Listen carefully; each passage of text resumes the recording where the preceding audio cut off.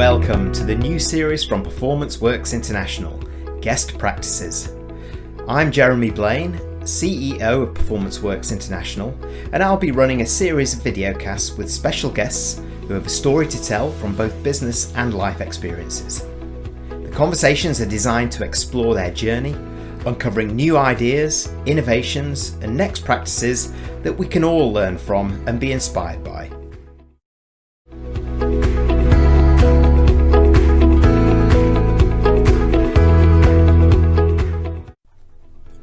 Tanvi Gautam is not just a social media influencer of 6 years. She's not just a game changer globally, a keynote speaker, executive coach, or faculty member. She is an expert in this era of business transformation and the age of disruption. She advises leaders all over the world in terms of transforming their organization, themselves, and their people that work with them. She uses the role of narrative in facilitating this, and as a storytelling coach, supports leaders in developing those compelling messages that engage and mobilize the rest of the organization as they're faced with the execution of the transformation in hand. This week's guest practices will delve into what that actually means, how the best do it, and what the benefits are when you get it right. Hello, Tanvi. How are you? And welcome. Wonderful. Always wonderful when I see you, Jeremy. That me too. Well, for everybody that doesn't know you, could you just briefly introduce yourself, your business, and your passion? Well, I'm Jeremy's friend, and that should be a good enough calling card. But apart from that, I have my own consulting and training practice, Leadership Inc. And I work with leaders across the globe to help them transition into leading in the age of disruption. So it's prime time for me, Jeremy, with everything that's going on. And I also teach at the university. I am the founder of the Global Women in Leadership program here at Singapore Management University. And I'm a mom to a teenager, which qualifies me uniquely for the world of disruption, and as any parent of teenagers will tell you. Yeah, well, actually, there's not much you don't do by the sounds of it, isn't there? Yes, and I know what you mean about that. In fact, we're both passionate about disruption, business transformation, the so-called future of work, which doesn't really exist anymore, as we know, and we both focus that around through our research and through our operations around what leaders are really doing, because that's what seems to be driving it one way or another. So. Again, I'm really interested to hear from your point of view and your experience. What are some of the best leaders doing that others are not in this age of disruption? Right. Wow. That's where do I even begin? I think that leaders, it's, as I like to tell people, that we've attended so many seminars on leading in the age of disruption and transformation and all of that. But now is the real opportunity, the real test of did we ever learn anything? And I like to tell my clients the crisis is the curriculum. So, make the most of it, because the competencies you need right now are going to set you up for, many, many years into the future. I think one of the things that teams and leaders that are doing better than others right now, if you're comparatively, looking at who's making it and who's not, is that I think they're very cognizant of the fact that the way they have approached things like goal setting, the way they have approached, process management, the way they have approached laying plans for the future has all got to shift, right? So in the past, you may have set a goal and you said, okay, I'm going to, go for it. And then you tried your best. And if you reached it, you said, hey, I'm a success. And if you didn't, you said, well, I'm a failure. Now, the trouble in the current landscape is that the goalpost is shifting continuously. Every morning we can wake up to a completely new landscape. So the leaders and teams that are doing well, they are focused on the goalpost, yes, but more importantly, they are focused on the process, and how they are doing and faring on the process bits is as important, if not more important, than having reached the goal, right? And somewhere the process is more in your control than the outcome at the moment. And that's been a very pivotal shift they've had to make, because up until now, it was all about, did you reach a goal or did you not? And suddenly you realize that it's not quite as simple as that. So I think that that has been a recalibration. The other one that I notice is, the whole people orientation conversation. I mean, you and I, if we got $1 for every time people said people are our biggest competitive advantage, we would have retired by now. But I think now is a real opportunity, and I'm seeing the leaders who are doing this, the ones who are actually looking at their teams and being a humanistic leader first, where they're actually aware that some of the people, even though they're working from home or living from work, whichever way you want to call it, are doing it under some exceptionally difficult circumstances. And they keep saying we're all in the same storm. Yeah, we are in the same storm, but we are in different boats.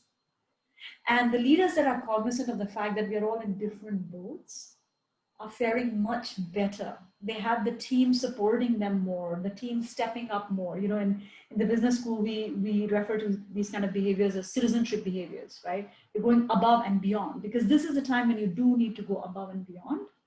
And I find that where the leaders are being inclusive in their leadership approach, where they're recognizing that the ground conditions vary dramatically between where they are sitting and where others are sitting, and they're being very responsive to the needs of the people, are the teams that are doing better. Some massively important points in all of that, and just pick up a couple of them. That success or failure almost now being trumped by trial and error, Yeah. and version 1, version 2, version 3, as you're going through new processes, really is the engine of transformation, isn't it? I mean, they have to experiment a little bit more, and it's those brave and courageous leaders that are doing it. To your point, one of the most important things is that more human-centered leadership. I'm doing a piece of research on that now. Just got some of the initial data back, and to the people, because we asked managers and the rest of the organization as well as leaders. Empathy driven leadership is their number one need right now out of the top 10. But for leaders, that's way down at number 7. So there's a real mismatch at the moment. Some leaders, as you say, those ones that are making the best progress, it's way up at the top of the list. Absolutely. I'm very curious. What did your research say, Jeremy? What's on top for the leaders? What's the what? Sorry. What's on top for the leaders? If it's not empathy, if empathy is number 7, then what's number 1 for them? Well, it depends if it's hard or soft skills, but on the top for leaders is empowerment and personality. So the top human-centered skills to engage people and customers, we need to empower our people more, which I thoroughly agree with, and our personality needs to come out more, and that's linked to communication. Whereas for the people, it was empathy, empowerment was up there as well, and relationship building as the top 3. What do you think of that? I would say, well, I understand where they're coming from, right? My question to those leaders would be, can you truly empower your people without being empathetic first? Because if you don't have that sense of empathy, it's not just about, okay, go here, now you have greater, ambit for your decision making, etc. It's also sometimes understanding that people may not be equipped to make the decisions. People may not want to make the decisions. People may be scared to make the decisions. And that requires a level of empathy beyond, okay, I'm giving you a greater, circle of influence or whatever.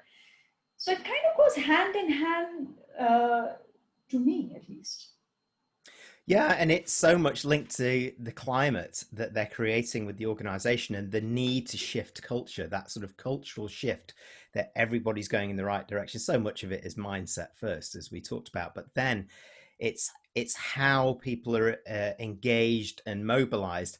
And I guess at the heart of what you do is really relevant to this, and leads me on to a great question for you, really, which will also be very important for this research that we're doing, is why do you think, therefore, it's important for some of these leaders, not just some, all of these leaders to create new narratives, engaging stories, to facilitate that sort of positive and successful business transformation that many are striving for right now, particularly through COVID-19 and the rush to accelerate digitalization for those that haven't done it, workforce transformation, etc.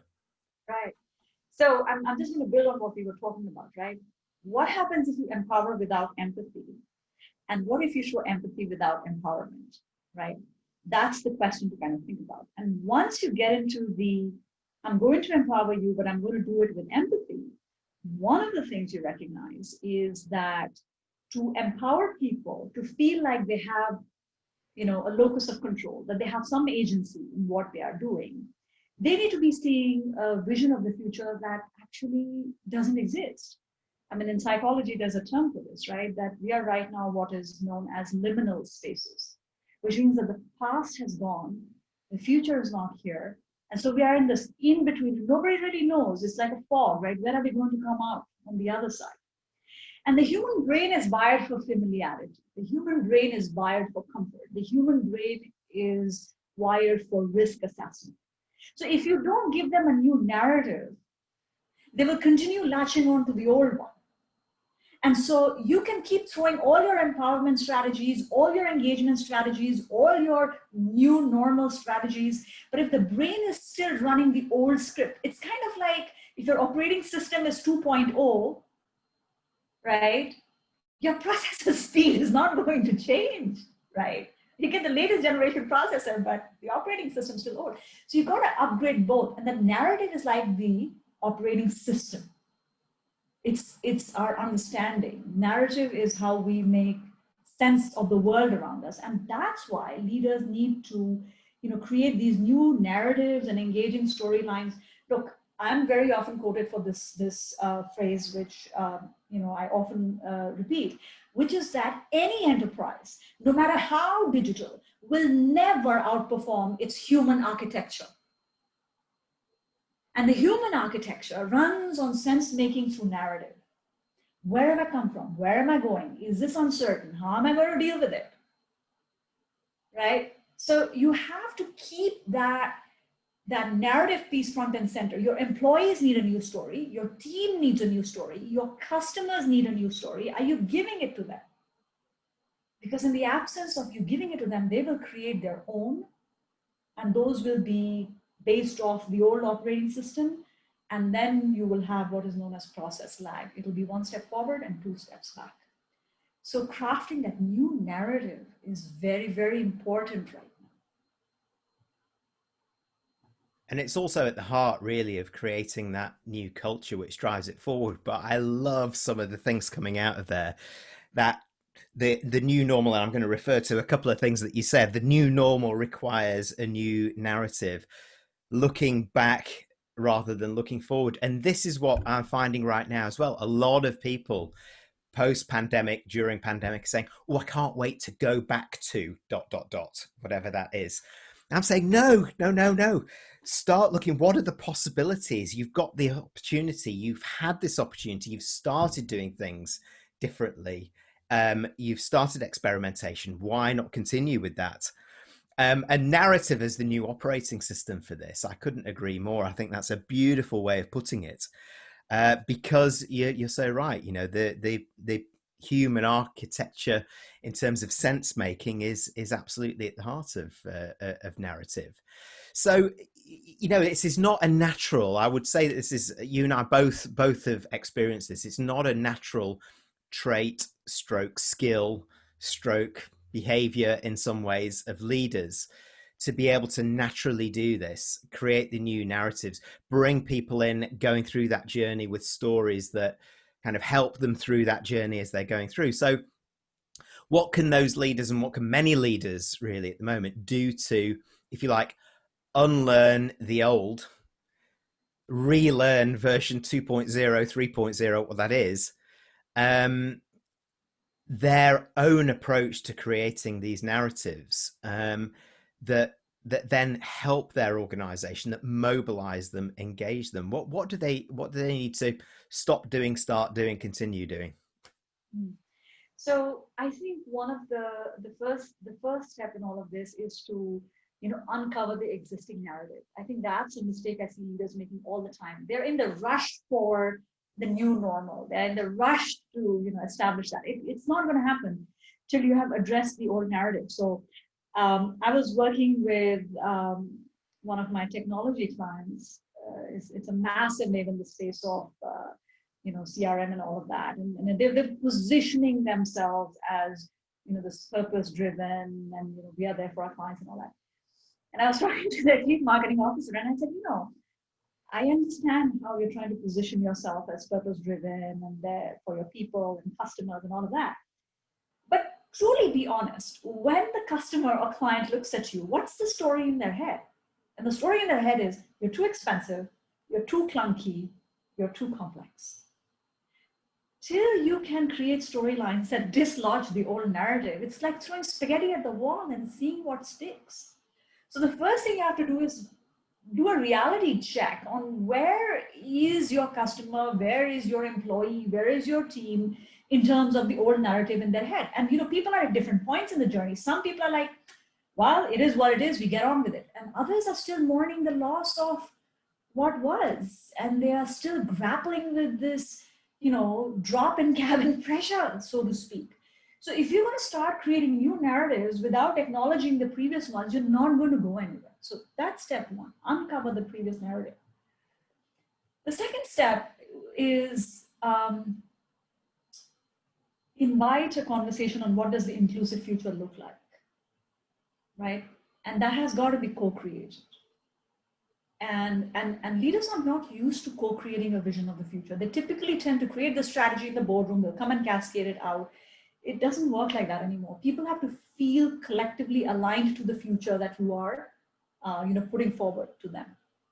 And so, co-creating that collective vision of the future. So now you have got the existing narrative, you've created the vision of the future.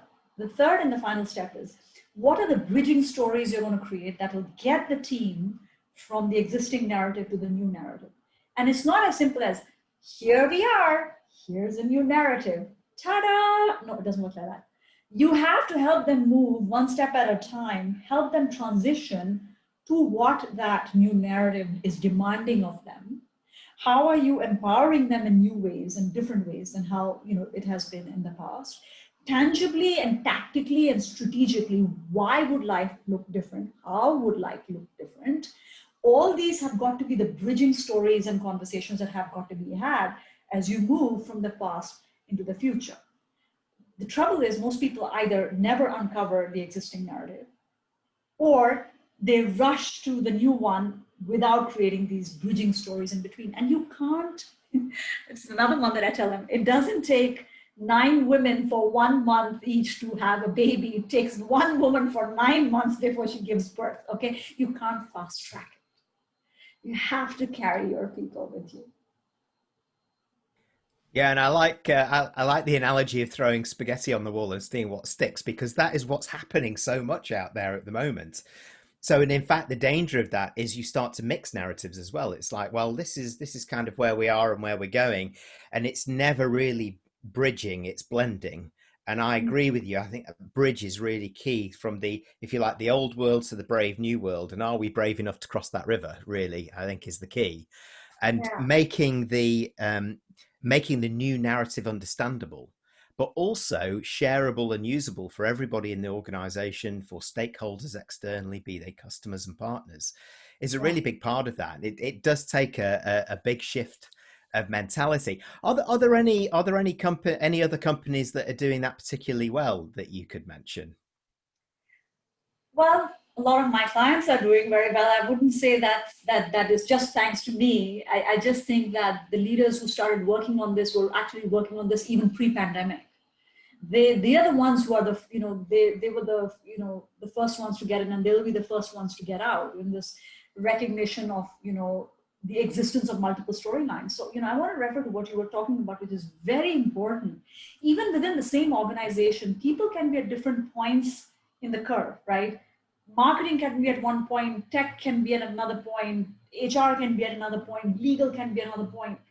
how do you create those storylines that speak to everybody and then still bridge to, an overall narrative is really, really important. So a lot of the clients that I've been doing work with in APAC will at the, senior leadership team establish the narrative, but then they will ask the, the countries or the regions, whatever is their, or the verticals, whatever is the way they do business. They ask them to customize their storylines and link it with the narrative. It's not like, here's a narrative, now go align, create a story that links with us. It's like, what's your story and what part of it links with the narrative? So it's a top down and bottom up approach. And somewhere they end up kind of meeting in between. But you have to, you're right. It has to be customized for the stakeholders, because things that speak to one group of people may not necessarily speak to another. And that takes a little bit of nuance and skill.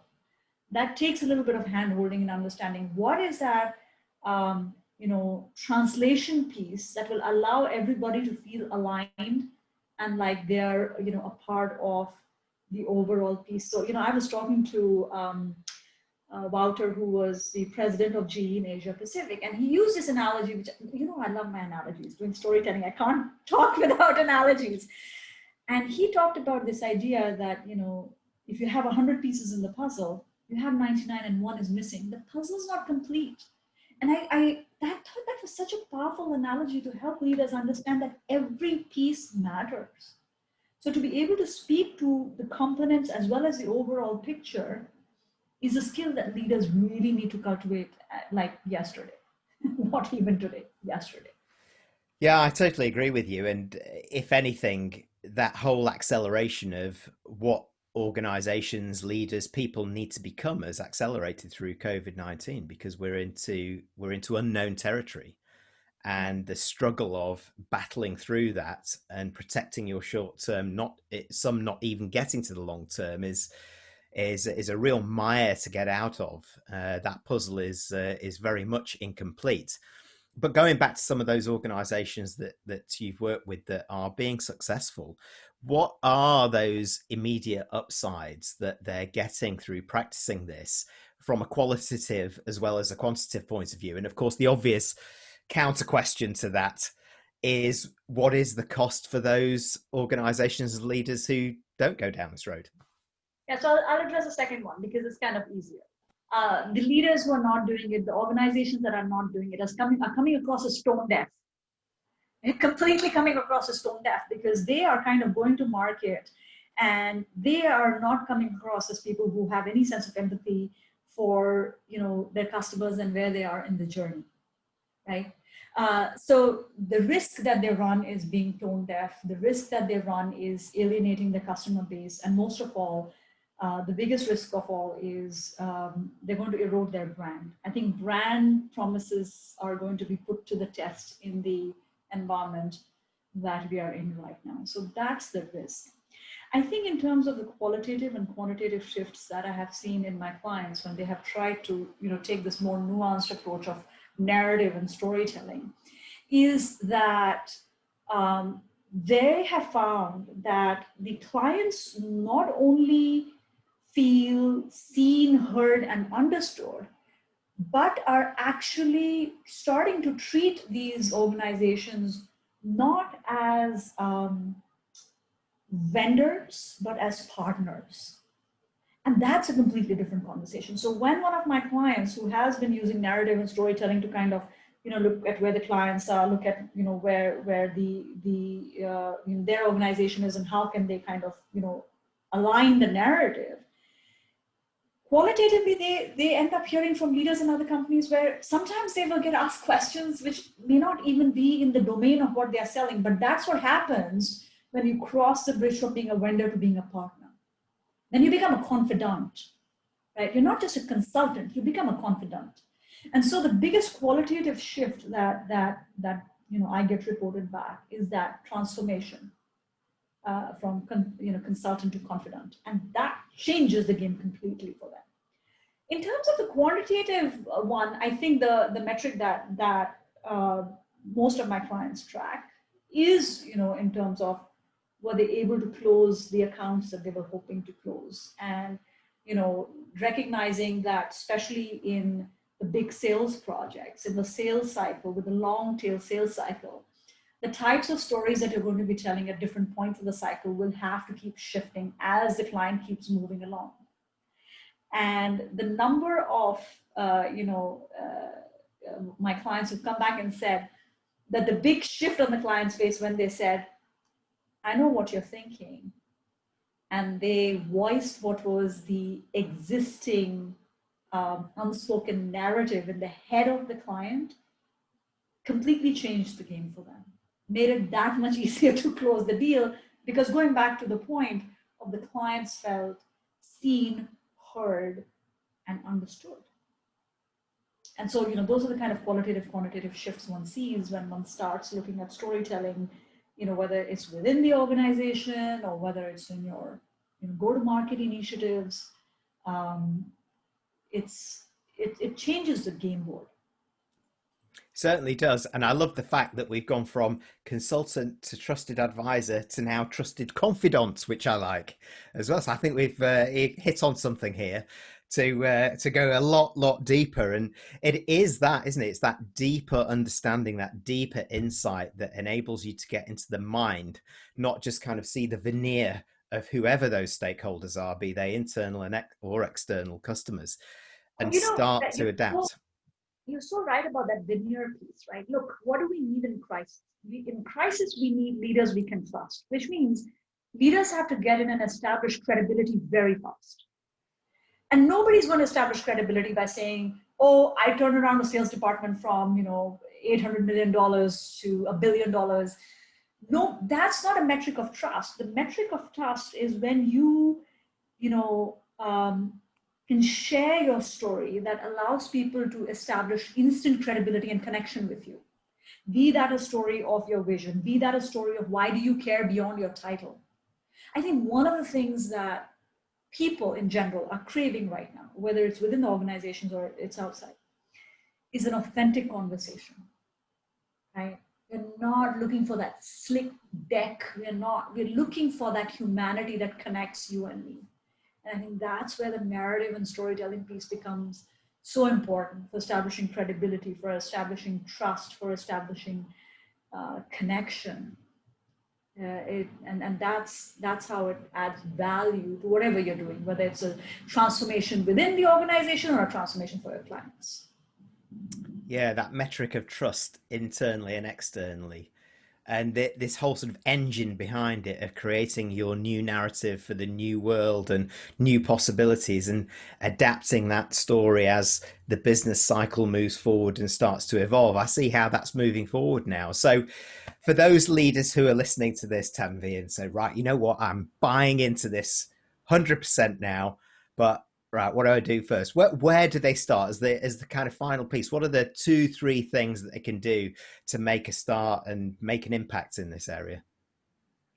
Well, I think the place to start is by recognizing that skills that have henceforth, or in the past, I should say, have been considered as soft skills, I hate that term, right, are now the currency of the future. Those are the power skills. Those are the prime skills that will help move the needle much faster than before. And it's no longer in the realm of doable when able. This is the time and this is the space for you to start.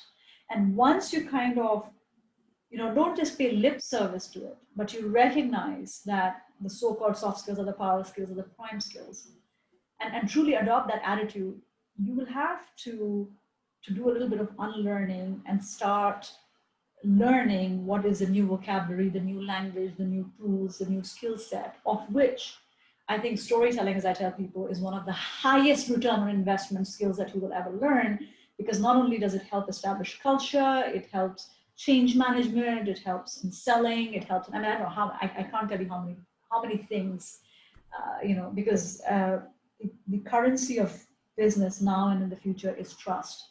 And storytelling gets you there. Yeah, I couldn't agree more with the first point that you made about it's time to skill up in this area. It's a capability area which is not a common one for many leaders that I come across, and I know the same for you as well. I too never will call them soft skills again. These are the power skills that are needed. They're all the smart skills as well. These are the smarts that you need too, because it's helping leaders moving from just painting over the cracks with a fresh coat to actually doing a full makeover, isn't it? And essentially, that's what we're looking at. Would you agree?